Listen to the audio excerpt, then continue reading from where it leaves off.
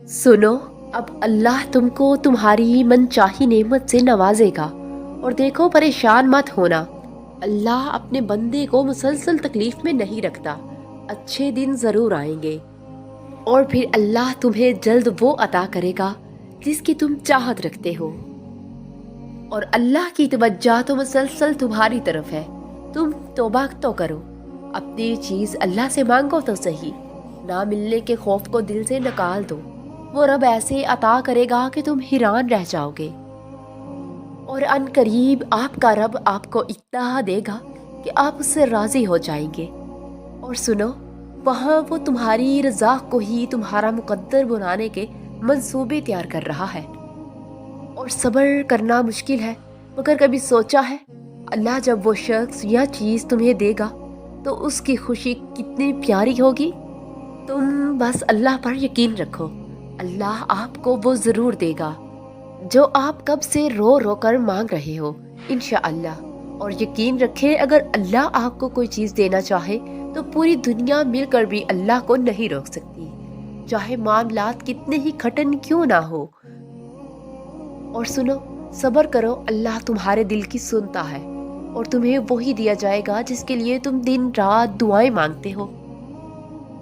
और देखना, एक दिन तुम मुस्कुराते हुए कहोगे कि अल्लाह ने मेरी दुआ ऐसे कबूल की है कि मैंने कभी सोचा ना था। तुम कहोगे कि अल्लाह ने मोजज़ा कर दिया है जिसका मैंने कभी तसव्वुर भी नहीं किया था। और देखना, ये कहते हुए तुम्हारी आंखें नम होगी और तुम्हारा दिल जो इतना सफ़र करते करते थक चुका था अब इत्मीनान में होगा, इंशाअल्लाह। और अनकरीब तुम्हें तुम्हारा रब इतना अता करेगा कि तुम खुश हो जाओगे। और सुनो, जब इंसान बच्चों की तरह अल्लाह को अपनी मनपसंद चीज़ के लिए मनाता है ना, तड़प से गिड़गड़ाता है, तो वो मान जाता है। उसे अपने बंदे की ये मासूमियत भरी अदा बहुत पसंद है। और जो खैर रब की तरफ से हो वो हमेशा खैर लाती है। हर साबर के हिस्से में बशारत आती है और इस बशारत से ज़रा देर पहले शैतान अंधेरे बढ़ा देता है। ये काम हर वो उस मोमिन के साथ करता है जो अपनी हर आजमाइश में साबर रहा हो। तुम अपनी जिंदगी को रंगों से भरा हुआ देखने वाले हो। जल्द ही तुम्हारा यकीन जीतने वाला है और तुम्हारे सब्र की उड़ान अपनी मंजिल को पहुंचने वाली है। तुम अकेले नहीं हो, तुम्हारा रब तुम्हारे साथ है। इंतज़ार पूरा होने वाला है, दिल शुक्र बजा लाने वाला है।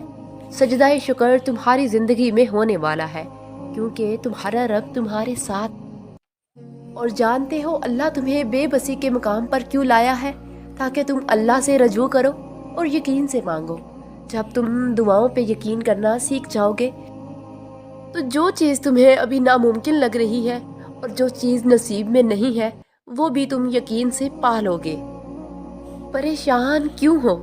अभी तो वो वक्त भी आना है जब अल्लाह ने तुम्हारे सब्र का सिला तुम्हारे मन पसंद चीज़ की सूरत में देना है। बस तुम अपने प्यारे अल्लाह पर यकीन रखो और दुआएं मांगते रहो क्योंकि उसे उठे हुए हाथों की लाज रखना आता है। और अपने हर दर्द को, तकलीफ को, परेशानी को दुआ में तब्दील कर लो क्योंकि दुआ हर चीज़ का इलाज है और मोमिन का हथियार है। जब कभी किसी काम में मुश्किल आए और कुछ समझ ना आए, उसके लिए दुआ किया करो और फिर देखना तुम्हारे लिए कैसे रास्ते बनना शुरू होते हैं। और तहज्जुद में कुछ तो ख़ास है, तभी तो मेरे अल्लाह ने उसको इतनी फजीलत वाली इबादत कहा है। कुछ तो ख़ास है, तभी अल्लाह अपनी उस इबादत के लिए पहले आसमान पे आता है। कुछ तो ख़ास है, तभी तो अल्लाह किसी किसी को चुनता है और जिसको चुन लेता है फिर उसके लिए मोजज़े करता है।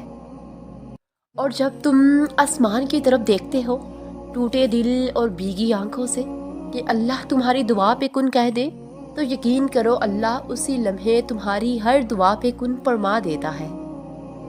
और वो कैसे नहीं तुम्हारी दुआ कबूल करेगा? उसका तो एक नाम ही अल वहाब है, यानी अता करने वाला।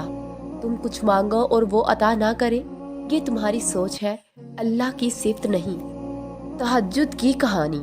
अगर तहज्जुद में सूरत यासीन पढ़ के दुआ मांगी जाए तो वो दुआ भी इंशाअल्लाह कबूल होगी क्योंकि ऐसे 3 दिल मिलते हैं, रात का दिल, कुरान का दिल और इंसान का दिल।